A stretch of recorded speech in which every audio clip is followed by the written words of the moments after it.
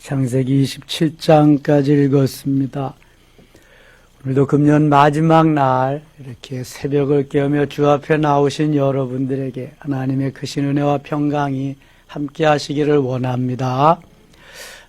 제가 어제는 답답해서 하나님께 이렇게 물었어요. 하나님, 왜 이 나라가 김정은이 다스리는 나라도 아니고 시진핑이 다스리는 나라도 아닌데 이게 예배드리기도 이렇게 어렵습니까?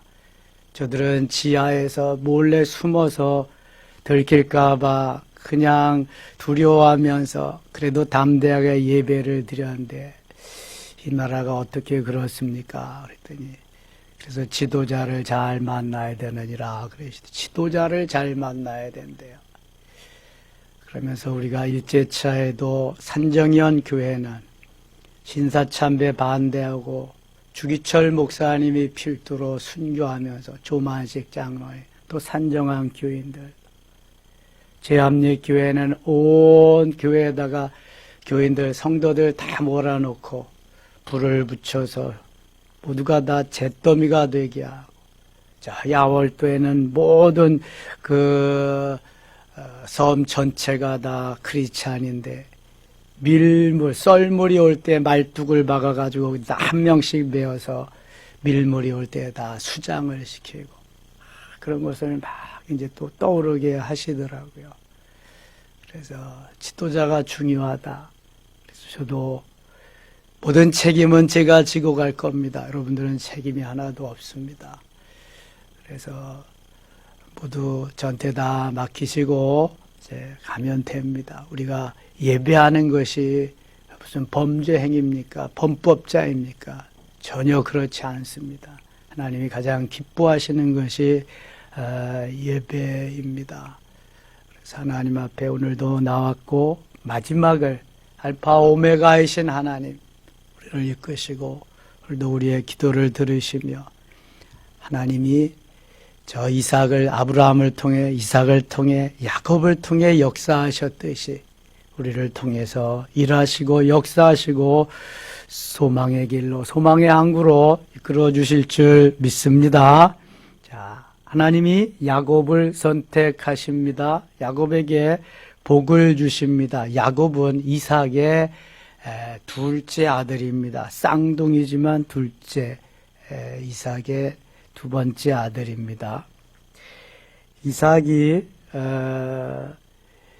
40세에 결혼을 하게 됩니다. 24장에는 이삭의 결혼에 대해서 나왔고요.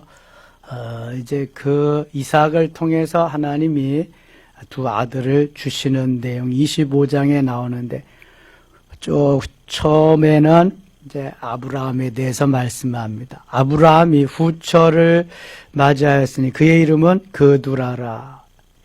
아브라함에게 사라라는 아내가 있었고 사라가 자기의 몸종 하가를 85세에 아브라함에게 합방시켜서 86세에 아브라함이 이스마엘을 낳았고 그 아브라함이 이제 아내 사라가 127세에 죽게 됩니다. 23장 1절에 보면 그래서 이제 홀로이기 때문에 아브라함이 다시 후처를 얻은 것 같아요. 결혼을 또 한 것 같아요.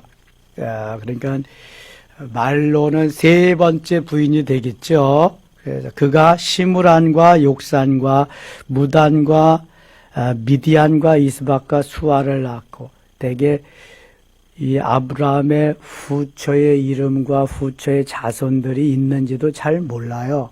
그러나 성경은 아브라함에게서 이삭과 이스마엘만 있는 것이 아니라 또 6명의 서자들이 여기 있음을 말씀합니다. 7절 가겠습니다. 7절 아브라함의 향년이 175세라. 사라는 127세까지 살았고요. 아브라함 175세, 이삭은 180세, 야곱은 147세, 모세는 120세, 요셉은 110세까지 향유했습니다. 9절 그의 아들들인 이삭과 이스마엘이 그를 마므레 앞 헷족 속 소알의 아들 에브론의 밭에 있는 막벨라굴에 장사하였으니 이것은 아브라함이 헷족 속에게서 산 밭이라. 아브라함과 그의 아내 사라가 거기 장사되니라. 아브라함이 죽은 후에 하나님이 그의 아들 이삭에게 복을 주셨고 이삭은 브엘라헤로이 근처에 거주하였더라. 그 사라가 죽었을 때 아브라함이 헷족 속에서 막벨라 굴을 샀습니다. 막벨라 굴은 헤브론 땅입니다. 거길 사서 장사 지냈고 여기에 이제 아브라함도 장사 지내게 됩니다. 거기에 20절 가겠습니다. 20절 이삭은 40세에 리브가를 맞이하여 아내를 삼았으니 24장에 나오는 그러한 내용들이 여기 25장 20절에 그 이삭이 몇 세에 결혼했냐? 40세에 결혼했음을 말합니다. 외삼촌, 야곱의 외삼촌.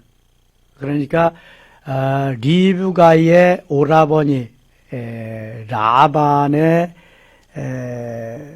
동생이죠. 라반의 동생 리브가를 맞이해서 이삭이 결혼을 40세에 합니다. 리브가는 바탄 아람의 아람 족속 중 부두의 딸이요 아람 족속 중 라반의 누이였더라. 이 라반은 후에 야곱을 아주 호되게 훈련시키는 야곱의 파트너가 됩니다. 야곱을 야곱되게 만든 사람이 바로 이 라반, 리브가의 오라버니, 오빠가 됩니다. 21절 이삭이 그의 아내가 임신하지 못하므로 그를 위하여 여호와께 간구하며 여호와께서 그의 간구를 들으셨으므로 그의 아내 리브가가 임신하였더니 이삭은 아브라함의 종 엘리에셀이 그 외삼촌의 집에서 가서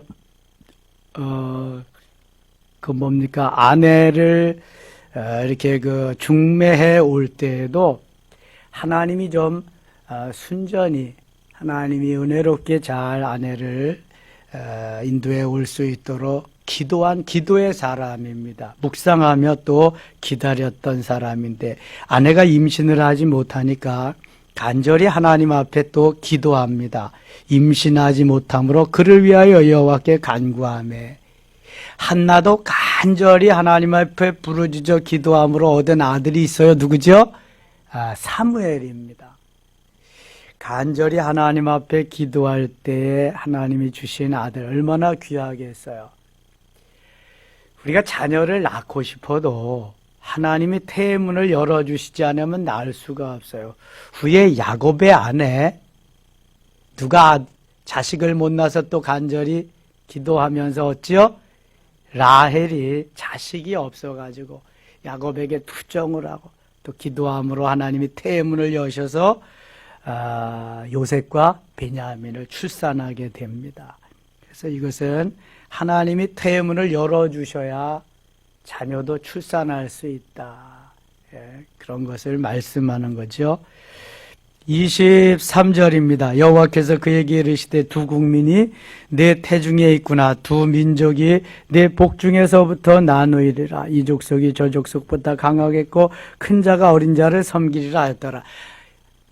리브가가 임신을 했는데 쌍태였어요. 그러니까 쌍태라고 하는 것은 쌍둥이였단 말이죠. 그런데 쌍둥이가 들었으면 쌍둥이가 들었지.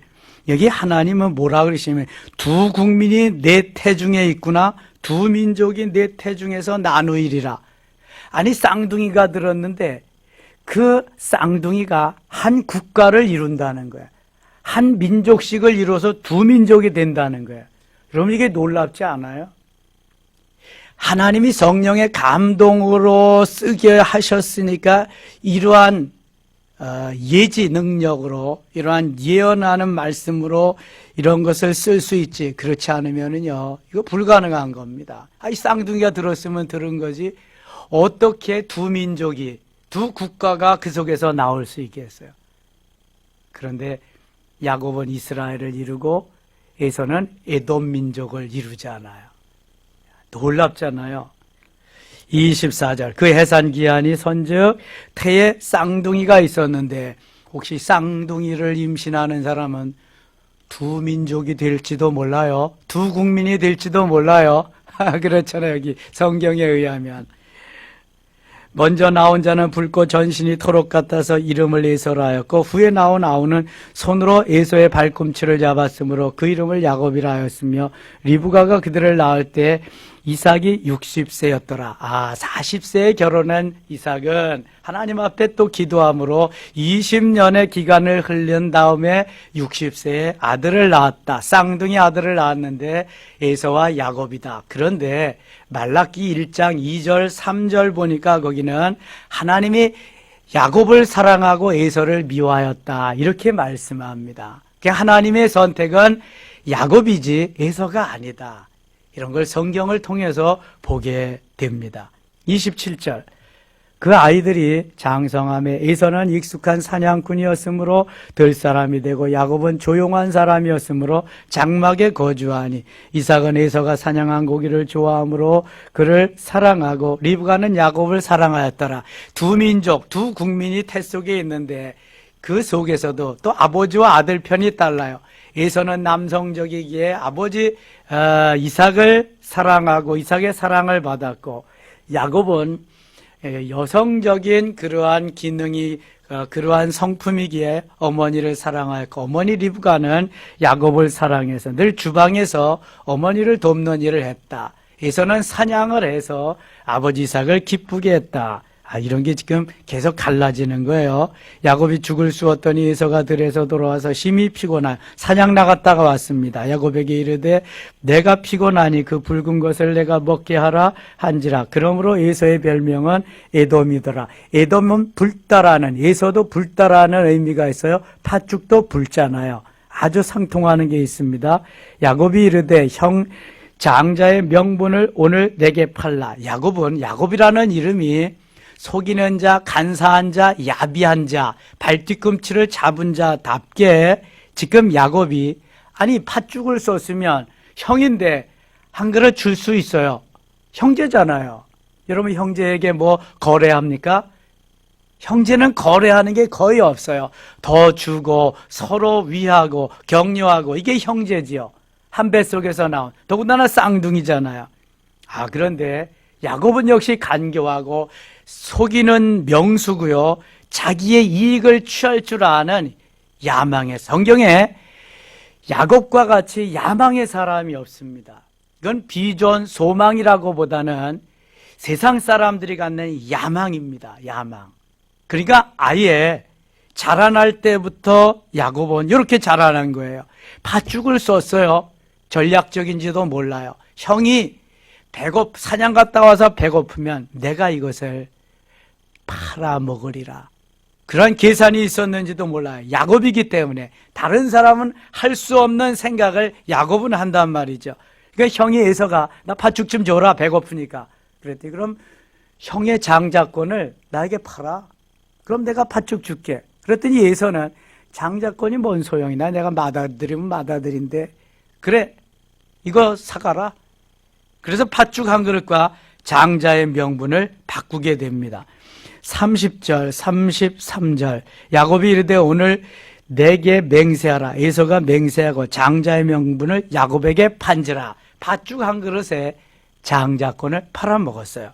야곱이 떡과 팥죽을 에서에게 주매 에서가 먹으며 마시고 일어나 갔으니 에서가 장자의 명분을 가볍게 여김이었더라. 하나님이 본 게 바로 이런 겁니다. 장자의 명분이 얼마나 귀한 것인데 그것을 팥죽 한 그릇에 파냐? 장자의 명분을 가볍게 여김이었더라. 이미 하나님이 에서를 미워하고 야곱을 사랑하였기 때문에 이것은 드라마와 같은 각본, 이미 디자인된 것인지도 몰라요. 그렇지 않으면 성경이 또 제대로 이루어져 가지 않으니까. 26장입니다.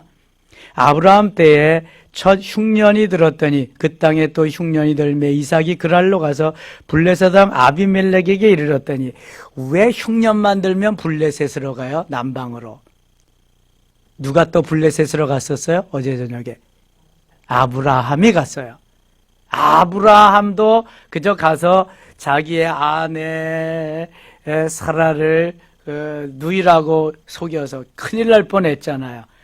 근데 부전자전이라고 그 아들 이삭도 똑같은 그러한 상황이 벌어집니다. 2절 여호와께서 이삭에게 나타나 이르시되 애굽으로 내려가지 말고 내려가서 지시하는 땅에 거주하라. 이 땅에 거류하면 내가 너와 함께 있어 내게 복을 주고 내가 이 모든 땅을 너와 네 자손에게 주리라. 내가 네 아버지 아브라함에게 맹세한 것을 이루어 네 자손을 하늘의 별과 같이 번성하게 하며 이 모든 땅을 네 자손에게 주리니 네 자손으로 말미암아 천하 만민이 복을 받으리라. 아브라함에게 약속하신 것을 이삭에게 재차 확인해 주십니다. 이는 아브라함이 내 말을 순종하고 내 명령과 내 계명과 내 율례와 내 법도를 지켰음이라 하시니라.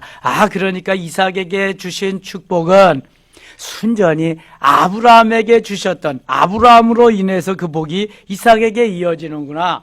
우리가 신앙생활 잘해야 될 이유가 여기에 있는데, 내가 신앙생활 잘함으로 말미암아 내 자녀들이, 아들, 딸들이 복을 받는다, 후손들이 복된 삶을 산다고 하는 것입니다.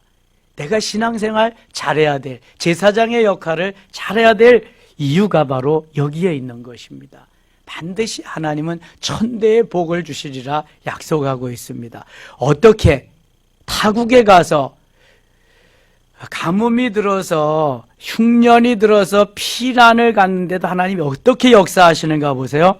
12절 같이 읽겠습니다. 12절 이삭이 그 땅에서 농사하여 그 해에 100배나 얻었고 여호와께서 복을 주심으로.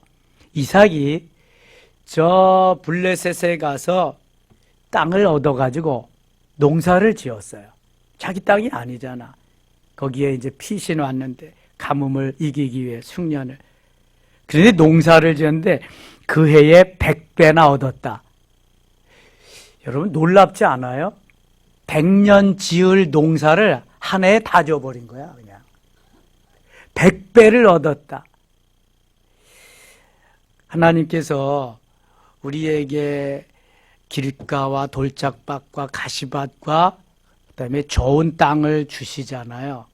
그러면 길가, 돌짝밭, 가시밭에는 열매를 맺을 수가 없어요. 절대로 열매가 안 맺어요. 좋은 땅, 옥토에 뿌려진 씨앗만 열매를 맺는데 제일 적게 주실 때가 30배고요. 그 다음에 60배고요. 그 다음에 몇 배예요? 100배까지 주셔요. 이것은 이삭에게 하나님이 최고의 수확을 얻게 하시는 거예요. 최고의 복을 주심을 의미하는 거예요. 어떻게 100년 동안 수확할 걸 한 해에 다 얻냐고요. 어떻게 하나만 얻을 걸 100개를 얻을 수 있냐고요. 놀랍지 않아요, 이것이 하나님의 섭리예요. 하나님이 축복하시는 은혜의 비법이라니까요. 여러분 금년을 잘 마무리하고 소망의 새해를 주셨는데 하나님이 100배까지 수확할 수 있는 100배까지 은혜를 얻을 수 있는 놀라운 그러한 반등하는 한 해가 되실 수 있기를 원합니다. 하나님이 아시면 무엇을 못하겠어요? 불가능이 없으시. 100세에 이삭을 낳게 하시는 하나님. 그럼 100세에 회춘시켜서 이삭을 낳았으면은 그것으로 끝나야 되잖아요. 이삭이 40세에 결혼할 때에 이 아브라함은 후초를 얻어가지고 또 6 자녀를 낳았어요. 이게 하나님이 엄청나게 막 역사하시는 거죠. 어쩌면 그것을 축복이라고 저주라고 말할 수도 없어요. 하나님이 하시는 역사이기 때문에. 그러나 100배를 얻었다고 하는 것은 이건 엄청난 하나님의 축복이죠. 우리가 영혼이 잘 되면 범사가 잘 되고 강건케 하시는 것은 순리입니다. 이건 하나님이 만들어 놓으신 공식이란 말이죠. 공식.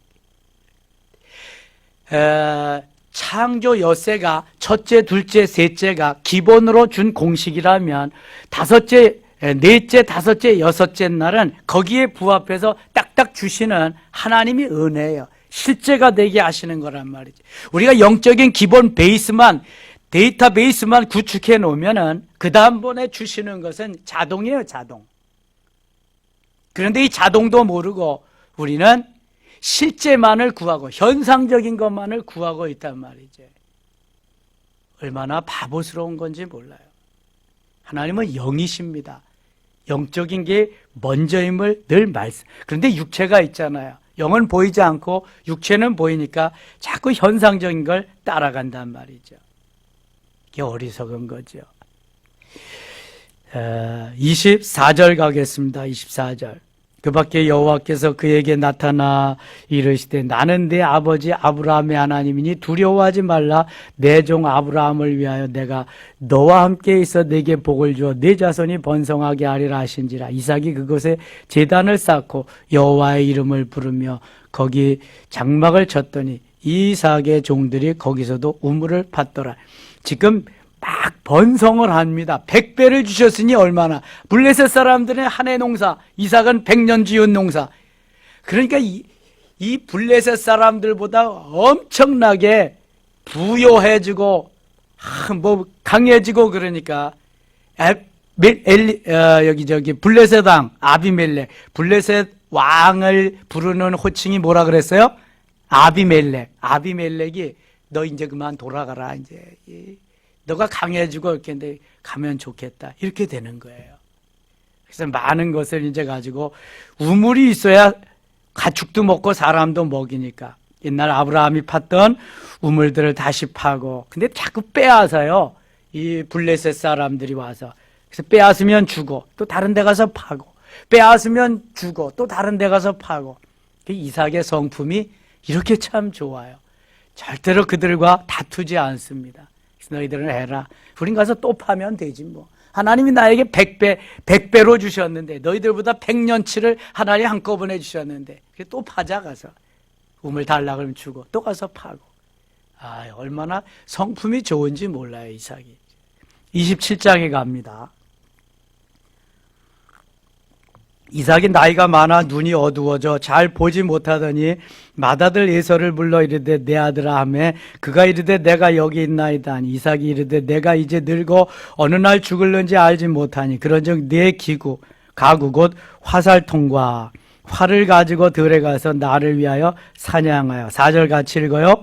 내가 즐기는 별미를 만들어 내게로 가져와서 먹게 하여 내가 죽기 전에 내 마음껏 내게 축복하게 하라. 여러분 여기서 별미를 좀 주목하셔야 돼요.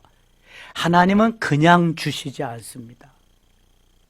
별미가 있어야 돼. 물론 그냥도 주시지만 별미를 만들어 오면 더 좋아하시고 더 기뻐하시고 그러한 가운데에 축복하시는 하나님. 이삭이 에서에게 이렇게 내가 즐기는 별미를 내게 가져와라. 내가 너에게 축복하리라. 죽기 전에 축복하는데 마음껏 내게 축복할 것이다. 충만히 풍성하게 별미를 가져와라. 그러면은요, 부모에게 대접하고 접대하고 공경하는 건 자식의 도리고요. 얼마나 공경하면서 대접하면서 기뻐요. 또 부모도 그걸 받으면서 얼마나 좋아요. 그러면서 내가 가지고 있는 모든 거, 할 수 있는 모든 것을 다 축복한다는 거, 이거 엄청난 거잖아요. 우리가 부모님을 대접하고 부모님을 공경하는 게 이게 별미의 성격이 있다는 거. 조금 더 나아가서 하나님을 사랑하고 하나님을 경외하고 하나님의 마음을 기쁘시게 해드리는데 별미가 마음을 감동시킨다는 거. 그냥 맨말보다는 하나님 누구든지 별미가 있으면 얼마나 감동스럽겠어요. 오늘 저녁에 송구영신 예배 드리잖아요. 별미를 드리는 거예요. 하나님 앞에. 나의 정성을 다해서 나의 최선을 다해서 최고의 것으로 최상의 것으로 별미를 드립니다. 하나님 너무 기뻐하시는 거죠. 간이라도 빼주시는 거예요. 이게 바로 우리가 복받는 비결입니다. 그런데 이런 얘기하면 사람들이요, 복받는 얘기하면 좋아도 복받을 수 있는 비법을 얘기하면 그때부터 생각이 좀 달라져. 또 헌금하라는 거구나 이렇게 간단 말이죠. 참 이게 비극이요. 이게 비극. 복받는 비결, 이게 별미인데 그걸 모르니까 참 안타까운 현실이죠. 안타까운 현실.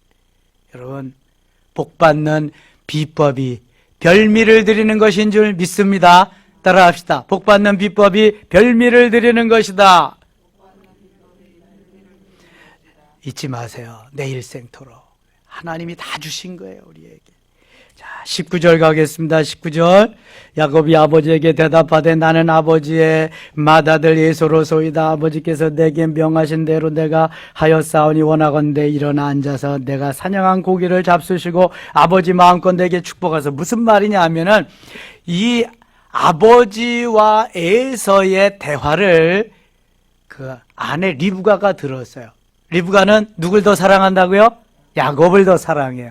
아니, 축복을 이제 에서에게 다 뺏기가 됐으니까 야곱에게 리브가가 야, 내 형 에서가 지금 사냥하러 갔는데 또 이렇게 다 뺏기면 안 된다. 그래서 염소를 잡아가지고요 여기다가 토시를 해주고 입혀주고 들어가라고 그럽니다. 야곱이 이거 에서는 털 사람이고 에서는 그 털이 북슬북슬 많은데 나는 이거 목소리도 그렇고 그 털도 안 나고 그러니까 리브가가 작전을 세워가지고 염소를 잡아서 이걸 해줍니다.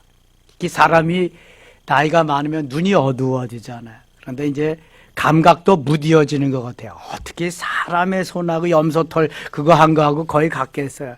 뭐 털이 많으면 뭐 많다고 그래도 그렇죠. 그런데 이 이삭의 생각이 또 그렇잖아요. 사냥을 해온다면 에서지. 또 내가 말한 사람이 에서인데 야곱이라고는 꿈에도 생각해보지 않았어요. 이 이삭이요. 연세도 들었을 뿐만 아니라. 그래서 이렇게 말합니다. 22절 가요. 22절. 야곱이 그 아버지 이삭에게 가까이 가니 이삭이 만지며 이르되 음성은 야곱의 음성이나 손은 에서의 손이로다 하며 뭐 음성을 어떻게 바꿀 수가 없잖아요. 천생적으로 태어난 건데 아버지가 뭐 두 아들 겨우 길렀는데 뭐 음성을 모르겠어요. 다 알지 머리에서 발끝까지. 그런데 하나님이 이 손의 감각을 더 없애버려 주신 거야. 그러니까 손은 만져보니까 에서고 아예 음성은 야곱의 음성이지. 그의 손이 형 에서의 손과 털이 있으므로 분별하지 못하고 축복하였더라. 이것도 하나님의 은혜지요. 하나님께서 이게 다 해나가시는 것이기 때문에 하나님 은혜. 이삭이 이르되 내가 참 내 아들 에서냐? 그가 대답하되 그러하나이다. 야곱이 이때 얼마나 떨렸을까요? 그냥 막 조만조만 두근반 세근반 그냥 탄로날까 봐 막 그랬을 거 아니겠어요? 그런데 하나님이 이것까지도 선하게 이끌어 가신다. 요한계시록 21장 22장에는 거짓말하면 어디에 가지 못해요? 천국에 가지 못해요. 그럼 야곱도 천국에 가지 못할 거겠네. 어떻게 하면 되죠? 회개하.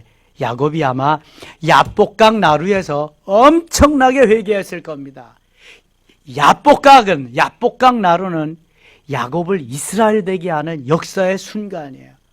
엄청난 현장이거든요, 거기가. 내가 아버지를 속이고 형을 속이고 여기까지 달려나와서 부자는 데인데 이게 뭐냐 이거 지금 형 에서에게 다 맞아 죽게 생겼는데 다 회개하고 다 내려놓습니다. 그리고 완전히 사람이 바뀌어집니다. 야곱은 속이는 자, 비겁한 자, 야비한 자. 이스라엘은 하나님과 겨루어 이기는 사람. 뭐 이거 하늘과 땅 차이죠. 그리고 이스라엘을 온 조상으로 만들어줘요. 사실 아브라함이 믿음의 조상이고 이스라엘의 건국의 조상과 같이 되지만 좀 더 세부적으로 들어가면 야곱이 조상입니다. 야곱의 12아들이 이스라엘의 지파를 이루고 이스라엘 나라를 이루잖아요. 아브라함부터 시작은 됐지만 결국은 야곱의 후손으로 되는 거죠. 이게 야곱이 엄청난 역사를 이루는 거예요. 한 사람의 이름이 나라의 이름이 되잖아요. 그런데 여기에 간교함과 이런 모든 것을 하나님이 다 사용하셨다는 거. 하나님이 우리에게 주신 모든 것을 사용하셔요. 끄집어내서 사용하시고 필요할 때 쓰시고 필요치 않을 때 다 없애버리시는 거예요. 걱정할 거 없어요. 그러니까 하나님이 다 이루어 나가시니까. 아멘입니까? 야곱의 모든 것을 사용하는 걸 보세요. 이렇게 하지 않으면 야곱이 복을 받을 수 없거든요.